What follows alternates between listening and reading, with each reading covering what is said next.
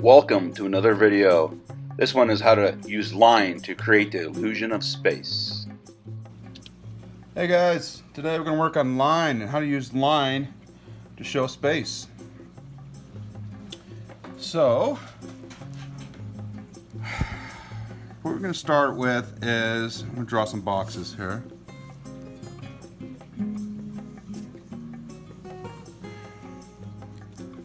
Practice a couple different things.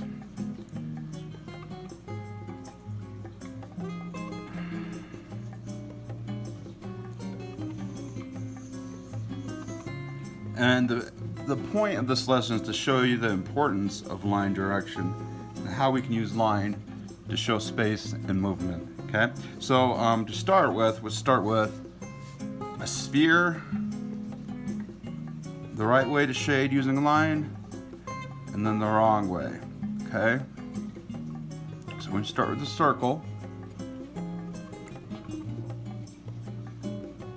Give ourselves somewhere to sit it, like on a table or something.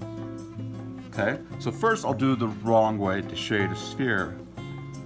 Okay? And that is only using flat lines. Okay? Like that, because what you're going to end up with is just a circle. It's not going to really look like a sphere. Now granted, you could do the lines, enough lines to start making it look round by shading alone. I mean, you could use all parallel lines and shade this. You could do it.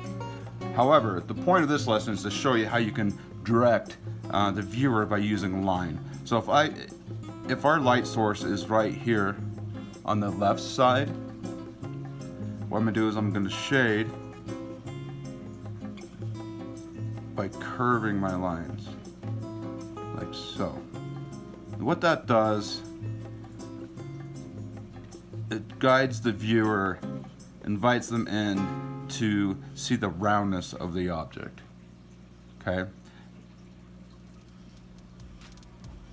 And you could make this one look round if you put enough time into it. However, for right now, what I want you to focus on is using your lines to show the form of what we're trying to draw, the object. So if a sphere is round, our lines are going to be round. Down here in the shadow, that's a flat surface, so I'm going to go ahead and shade that like so. Okay.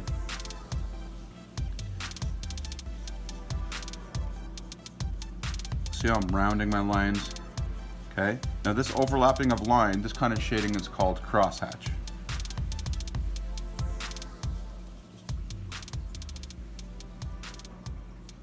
Okay.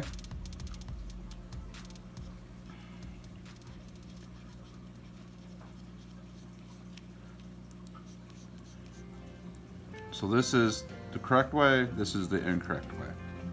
Okay. Next, let's do a cube. Let's do a cube. Following the same guide. And the guide meaning that following the direction of line. Okay, so here's my cube. When I shade this, I'm gonna follow the parallel line of this diagonal right here. This diagonal and this diagonal should be parallel, so my shading lines should be parallel as well to that. Okay? So this holds true for this side as well. So these are horizontal or flat, so I'm going to use flat parallel lines for this part as well. Okay? And down here, I'm on a flat surface, so I'm going to shade that like that. Okay? The incorrect way would be not following that parallel line rule. Okay? So instead of angling it back, I go straight like this. Because all you're doing is fighting that illusion of space. Okay? Because you're not following the same diagonal going back. Okay, so Because what would happen is these lines are going to end up looking just on this side, looking the same as this side over here. Okay. Now, if you overlaid it enough, you could get it to work. You could, but it's easier just to find the direction of movement within the line and follow that. Okay.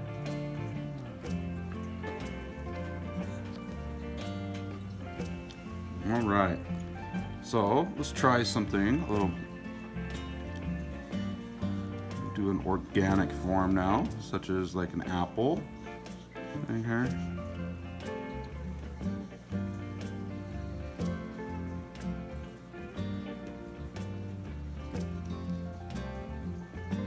Okay. So the correct way would be to envision the contours on this apple, where the roundness of the apple is. Okay. So I'm going to curve my lines as such so you can see the shape of the apple via line, just using the lines. Okay.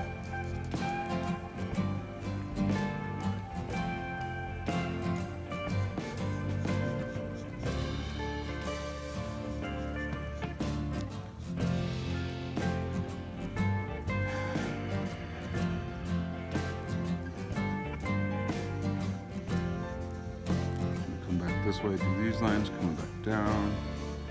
So, if my light source is here, I'm gonna leave this light here,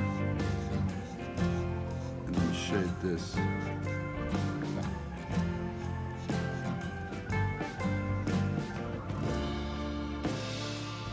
This stem, what I would do is do little curves, like so, and then do go the opposite direction to crosshatch it.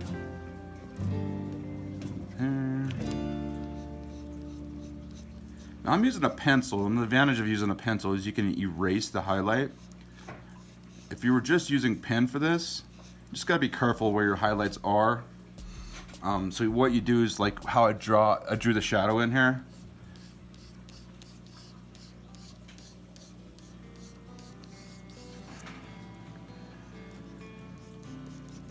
If I drew that in pencil and then did it in pen, I could erase my initial shadow drawing. Same thing with the highlight. So I kind of wanted this side to be brighter or lighter because that's where the light's hitting. And the darkest part's going to be over here on this side of the apple.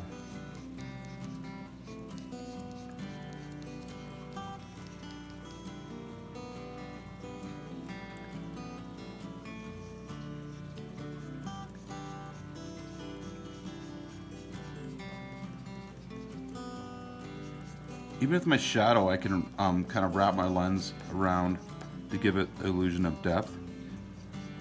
Like the surface here, I could go like this to make it look like it's more of a flat surface as well. And then up here, I would just do a series of horizontal lines.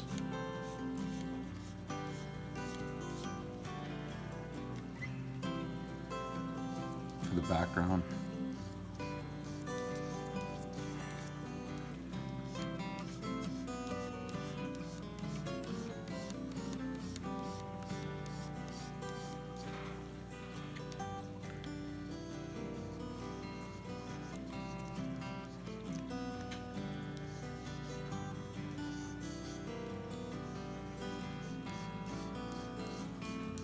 Okay, so that's how we would crosshatch an apple. I mean, obviously, you could put more time into it, but that's the basics. What you wouldn't want to do is just this to shade it, because you're gonna fight. Again, you're fighting that illusion of 3D. If you wrap your contour lines, your crosshatch lines, according to the form you're trying to create, you'll be more successful at creating that illusion of depth. Okay? So this is the correct way, so the incorrect way here. Okay? So now let's show how this would work like in a landscape. Okay? So what I'm gonna do is draw in my hue.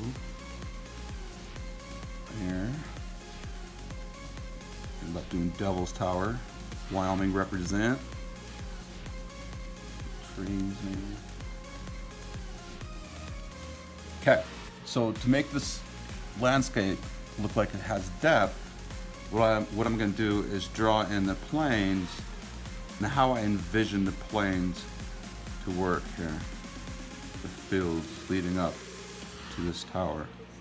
Okay.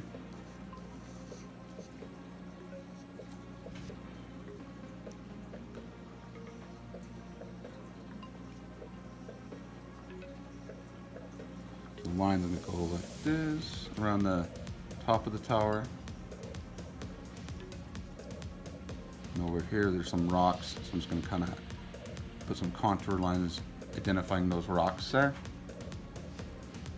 And if I want it to be darker, indicating where the shadow would be, I just put more lines following that same contour. Okay?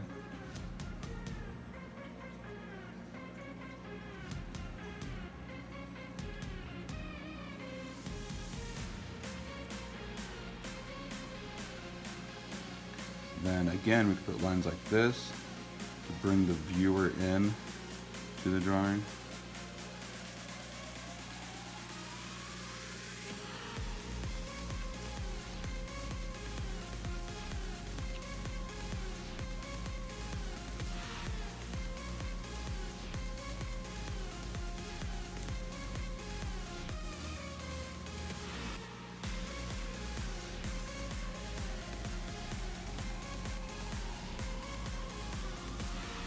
Clouds back here, so I'll just do some horizontal lines for the sky and choose to do them within the cloud or just stop and leave them white the way they are.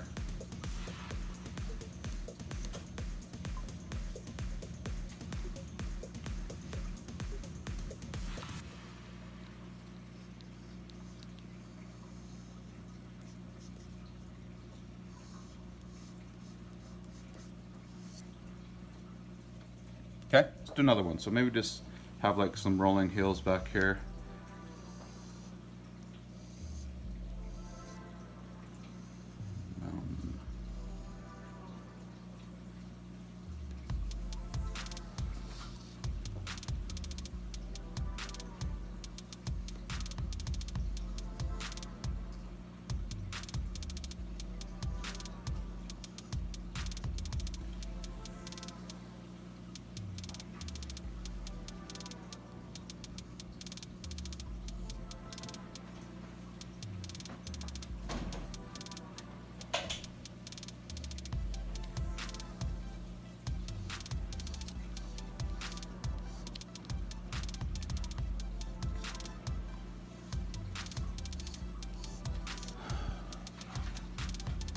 Well, see, I'm able to get that depth by using only line in the direction of line.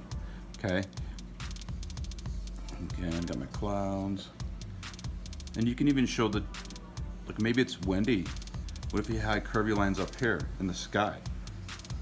Maybe you can indicate some wind or some movement within the clouds.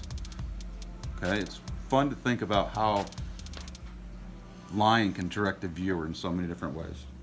Okay, so this next one, what if we have like a bank coming down?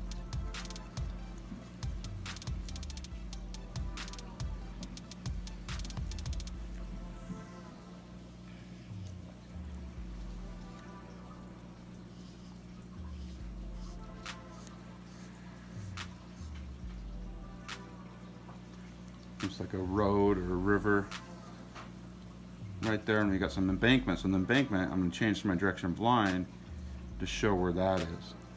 Okay.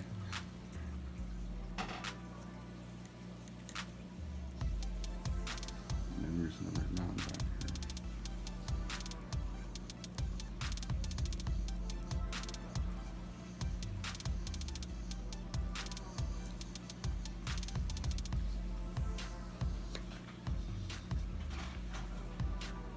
All right, see how we can develop depth just by the direction of line.